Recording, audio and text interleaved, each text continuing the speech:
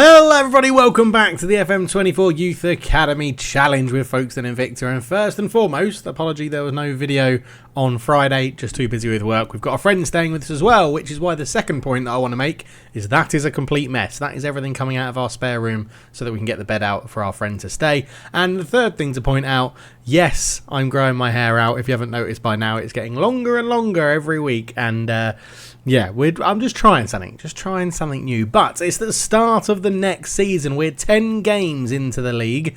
We've had a very big Carabao Cup game as well. Let's dive into it, see how we're getting on.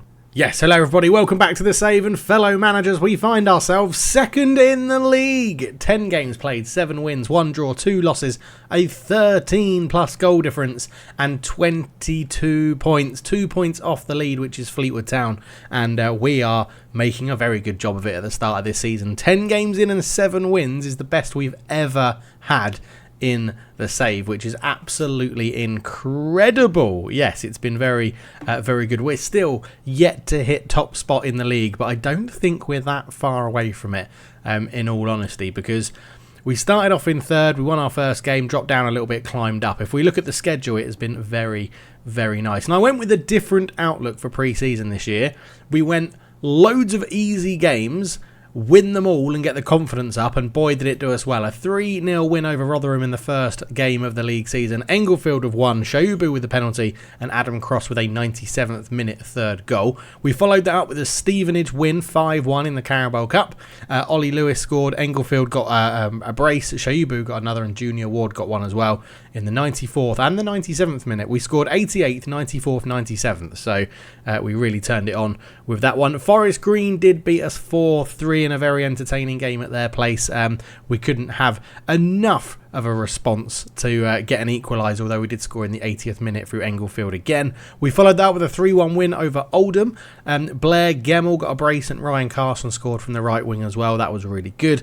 We played Blackpool, 1-0 loss, and we were just getting back into the game after Elliot Anderson of the Premier League in real life is dropped down to League 2 to play for Blackpool in this universe. He put Blackpool 1-0 up, and it was a Robert Murray red card from right back, which sort of stopped us getting into the game any more than we would. And then we took on Aston Villa. I was about to say took on Villa Park. We took on Aston Villa at Villa Park, a 3-1 loss in that one. They absolutely destroyed us. They've still got an amazing team. They've still got Tim Irigbunam, I should say, there as well. The most annoying thing about that is the attendance was crap, because it's the Carabao Cup. So I was thinking about coming back for that game, but then I realised it's the Carabao Cup, so you're not going to get loads of money from it anyway. So yeah, we did actually go 1-0 up through Luke Berwick, but Aston Villa showed their class, 3-1. They're in the Championship at the moment, if you're wondering why they entered in the second round.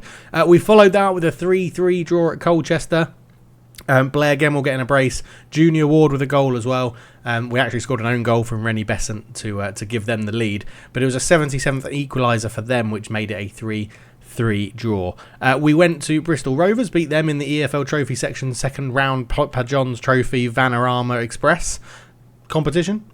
And yeah, a good 1-0 win there, Ollie Lewis with a goal. Woking, we beat them 2-1. By the way, this is the start of something magical. We beat Woking 2-1. A Ryan Carson 96th minute winner got us that one. Absolutely superb. We beat Bromley 3-2. A 98th minute Christian Shaubu winner got us 3 points in that one. We beat Chester 6-1. Absolutely destroyed them. Shaubu with a hat-trick. Jamie Lloyd own goal. Blair Gemmell got one. Englefield got one. And Mark Skinner got one late on as well. We beat Halifax 5-3. An unbelievable game here where we scored in the 75th minute. They scored in the 96th. We had scored in the 92nd. Blair Gemmell, Robert Murray, Lewis, Englefield and Adam Cross all with the goals for us. Really good. We beat Mansfield 2-1. Shaubu with a goal. Englefield with a goal. And we are rocking up the wins. And we've just played West Ham under-21s in the EFL Trophy, and a 1-1 draw, which was a really impressive display. They scored in the 95th minute to equal it up. We were the better team, and we actually got our win on penalties. Only Massimo Engelfield missed for us, but it was Nick Ford and Thomas Nielsen that missed for the Hammers youngsters. And next up we have Southend, who have started the league in a little bit of a troubling position, but it's a fantastic start to this season in League 2. We are playing very, very well. We've not changed away from the 4-2-4. We're still using that. We've pushed our lines up a little bit higher to try and win the ball back, but we haven't changed anything else. We're playing incredibly well. Appearances wise, Michael Collins is the first choice goalkeeper now. There was a lot of comments to say he probably is better than Pikarski, given his potential, where he currently stands, and Power BI agrees as well. We're not going to touch on Power BI today because it's going through one minor little upgrade. But yeah, Michael Collins is our number one goalkeeper, replacing Pikarski. Ollie Lewis is up there, 14 appearances, 4 goals, 2 assists. Developing very, very well. Did have bids on him, which we accepted from FC Dallas out in the MLS. He turned them down. They put in a bid of around about 80k. I said, give me, I think it was 300k and then a 50% of the next sell on. They said yes, and he turned them down. So he stays here with us at the moment, Ollie Lewis, our starting left winger. Luke Belwick, who has come on very, very well recently. He is also up there in the top appearances as well. Coming along nicely, does really well in the Power BI. He comes out as like our best centre-back, left-back and holding midfielder, I think. So looking very, very good, Luke Belwick, for this season as well. Joint with him on 13 starts is also Rennie Besson at left-back, who has replaced Harold Zimmer at left-back. Physically lacking a little bit, but coming along mentally well and is improving, which good 18-year-old Irishman. And then we've got 13 for Adam Cross as well at centre-back, who just looks class. Like, probably the best player at the club, I would argue, at the moment. 19 years old, lots of room to develop as well. We've got loads of people down on good contracts with contract extensions as well. So we've sorted all of that out and got that going. In terms of goals, Massimo Engelfield is at the top of the list. Our light-hearted young striker is doing very, very well. Not only is he improving dramatically, but he started the season fantastically well as well. 7 goals in 9 games in the league is absolutely incredible, and we're putting a lot of faith in him to do as best as he can this season. He is our leading striker. He is our leading man to go and get the goals. Playing him as an advanced forward, sometimes we mix him up into be a poacher. He does play very, very well. Now, someone that's been getting a lot of credit, Blair Gemmell in the chats, has Archie Gemmell! I had to do it. And I couldn't do it too loud. I have got a little bit of a sore throat. But Blair Gemmell is playing very, very well as well. Second top goal scorer this season. He has 7 goals in 8 in the league.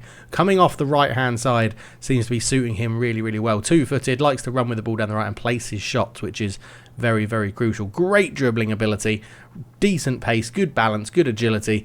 He's really, really, really good. In terms of assists, we're actually spreading them out amongst the team quite well, but Ryan Carson leads the way with 8. His acceleration is incredibly good at this level. Acceleration 16 and pace 15 is pretty ridiculous. Dribbling 10 is pretty good as well. Mentally is coming along well, developing incredibly well for his age. 7 assists, 2 goals in 10 appearances this year. We are playing very, very well at the start of this League 2 season, which is good. And then going by the assists, yeah, we've got 3 for Murray, 3 for Besant, 3 for Gemmell, 2 for Henderson, who's actually picked up a long-term injury, which is a problem.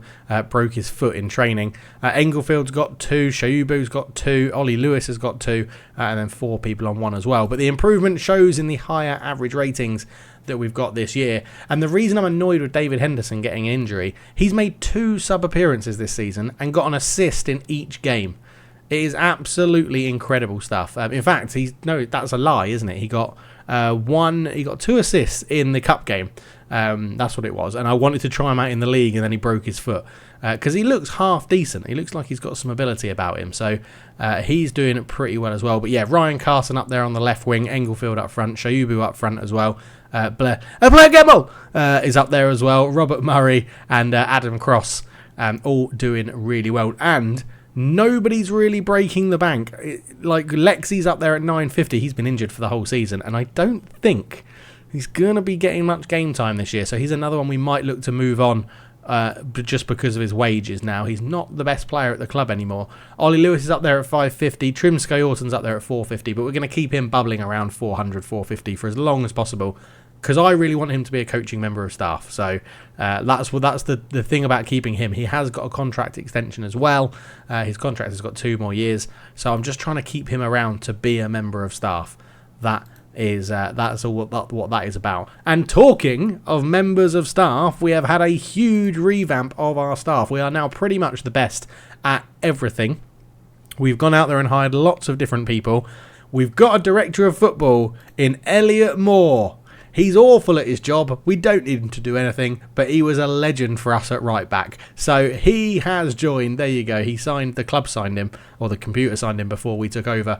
And he was an absolute brilliant stalwart for us at right back. At the age of 31, he became a director of football, so I thought, let's go and get him in. And I quite like the idea of bringing back as many ex-players as we can when they become staff members. So Elliot Moore is in, but we have also revamped our physios as well. We've got the best physios in the league now, and the training and the staff that we've brought in are doing a really good job with the players as well. A few players are still moaning about training sessions, but generally we are doing a very good job of it. If we look at the club, we have 5 in training facilities, which are very basic, 6th in below average for youth facilities, 9 in average youth recruitment, and we have 17 in academy coaching now, because the board invested a bit more money on it, which has hurt our finances even more.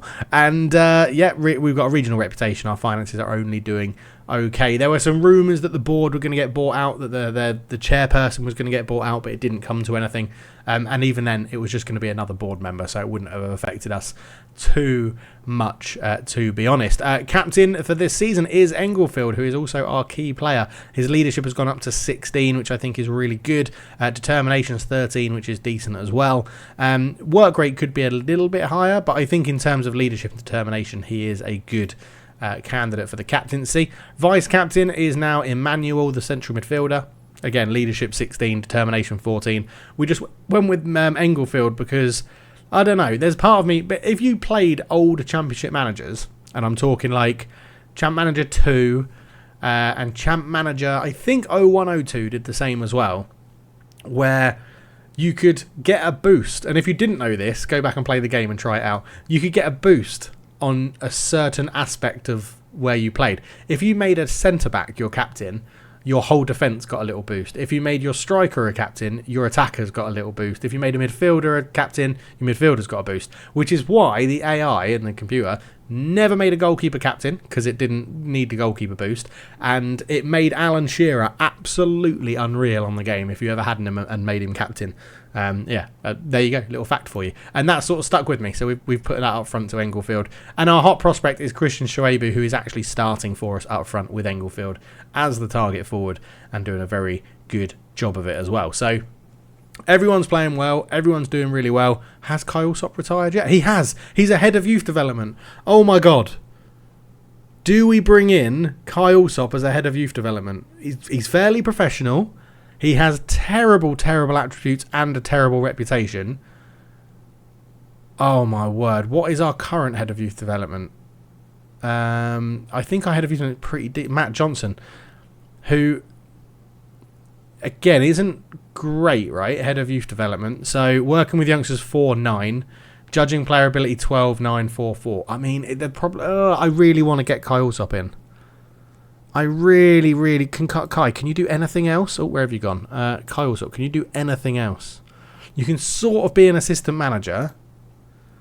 He wants to be the under-18s assistant manager. Yes, be the under-18s assistant manager for £300. Please accept that. We'll give you a contract extension after we get promoted of a year, and we'll give you a bonus if we reach the final of the FA Cup. We'll give you £3,000. He doesn't want that. We'll come back to that. Do we think Kyle Sop? Do we make Kyle Sop ahead of youth development? I mean, our last intake was the worst we've had so far. Maybe a shake-up is needed.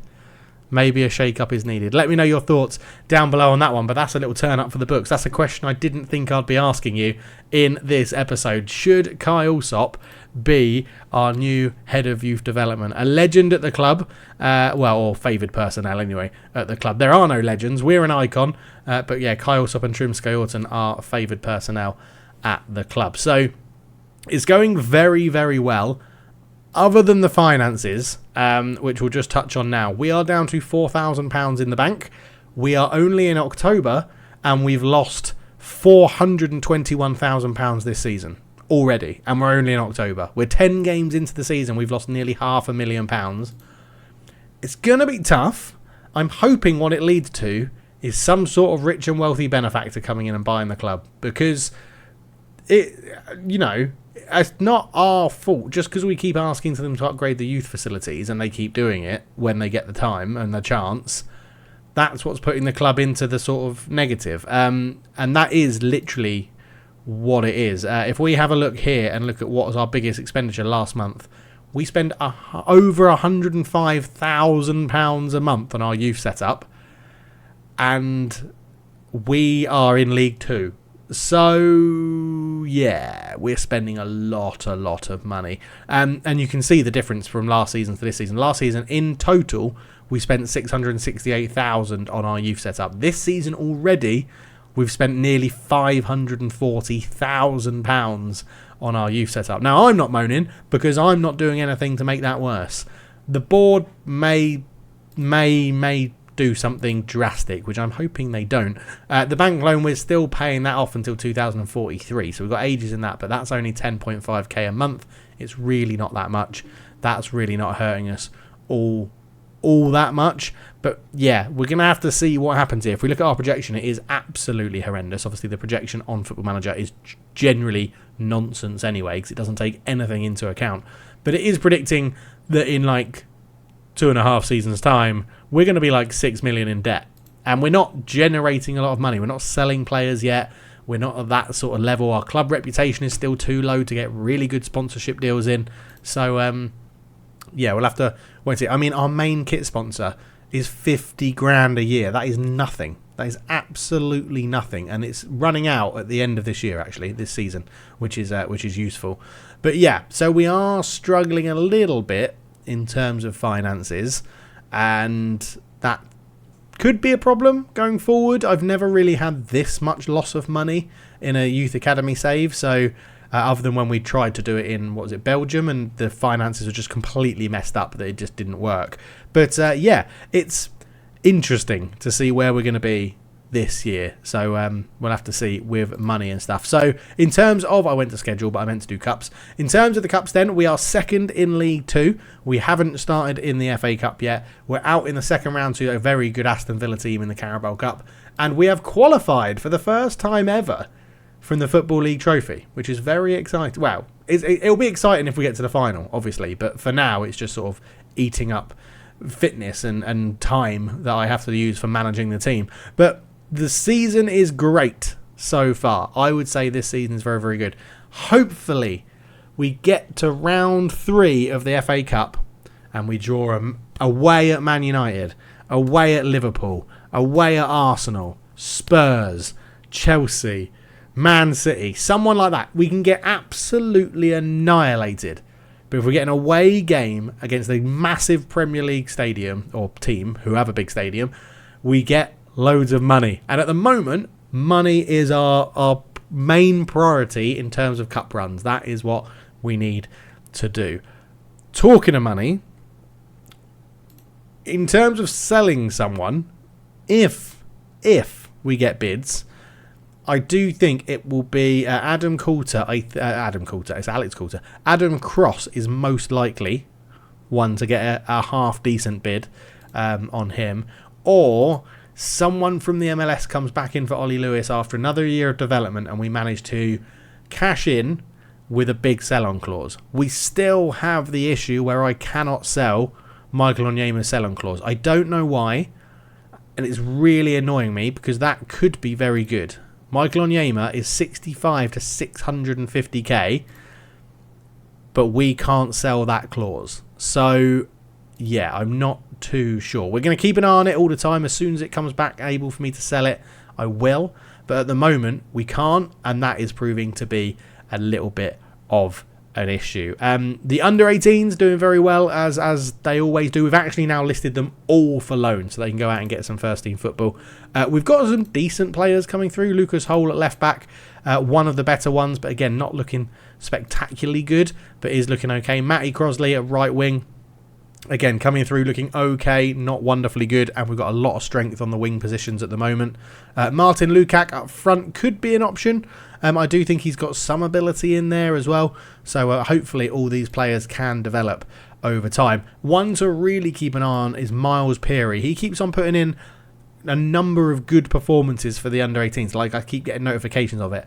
I think it might be skewed because he's really good at free kicks for the level at 11, and I think he might be scoring a few free kicks, but we'll have to wait and see how these guys really do develop. Calvin Hosgrove was the other centre-back that we're looking at because he had decent jumping reach, but he sort of dropped off in terms of comparisons to what we already have at the club, so we'll have to keep an eye on him to see how he develops. But yeah, we've listed them all for loan through the development list, so if they go out, they'll have to be agreed to be a first-team regular through the contract and through the loan moves and things like that. But yeah, we're doing all right. You can see there are a few people dropping off. Ty Bodkin dropping off in terms of potential. He was one that came through and we thought would be really good, but generally our squad is improving so much with the young players that we're playing, there's not much room for these guys to step up at the moment. In terms of their league, yeah, they've done pretty well, like they always do. We've actually organised loads of friendlies for them as well, all out, like throughout the season, or as far as I could, up here, to make sure that they are getting a lot of football and they are scoring goals. It's affecting their under-18s season, but I'm not too worried about that because they're scoring lots of goals in these friendlies. That's a 2-1 loss that I've just shown you there, but 3-0 against Elmstead, like Will Phillips, Crosley and Holsgrove with goals. With Lukac got a hat-trick in this one, so it's all going to be good for their development. In fact, let's have a look at Lukac. Is he developing? He is going up. Yeah, he is going up. I haven't given him a face yet either. Need to get on that. But yeah, so we'll see how the under-18s get on. Obviously, they've won their division for the last 2 or 3 years. But that being said, we are loaning out more players now from the under-18s. So I do think that's slightly better for their development. Okay, if we don't include like Keenan Omorovic because he's one of the older players that's gone through it, but like Daniel Selle getting a 7.46 out on loan, he was one I was keen to keep an eye on, but down in non-league playing very well, 2 assists in 8 and a 7.71. Sammy Hutter's joined him at FC Romania, the 17-year-old, 7.47, 1 assist in 5. So I think it's beneficial to be getting these guys out on loan. Goalkeeper Andrew McCarthy has gone out in there, an 8.2, 1 clean sheet in 1 game.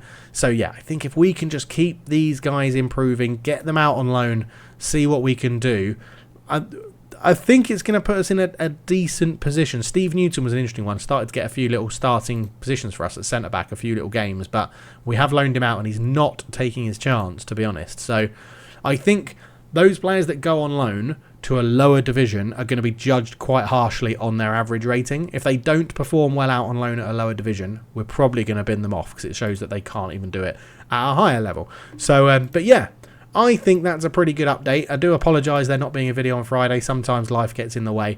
But generally we have a video every Monday, Wednesday and Friday on the channel for the Youth Academy. I am going to do a Power BI video of how to use it, how to extract data from Football Manager. I'm just trying to get the Power BI into something that I'm really happy to put out there and for people to download. You will need Power BI desktop on your computer to use it. This will not be published online because I'm not going to pay to host a Power BI online, and this is all done on the desktop version. So you'll need to have Power BI desktop if you want to use the Power BI that I'm developing. That is just a forefront on there. That will be repeated in the video that I create as well. But we'll leave it there. There's no gameplay today, just the start of the season goodness. We'll see how we get on for the next few games. If it looks like it's going to be a very interesting season, we will come back at some point. If not, I'll see you in March, I think, for the Youth Inter. Is it March? Is it March? Is it going to be March? Youth candidates. Every March a match is organised, yes, so it will be March. But will Matt Johnson be bringing them through? Let me know. Do we stick with Matt Johnson? Do we go and find someone completely different, or do we bring in club favoured personnel, a player that helped us climb the divisions from the Vanarama National South into League 2, and bring in Kyle Sopp as our new head of youth development? Let me know down below. But thank you so much for watching. I will see you in the next one. Cheers.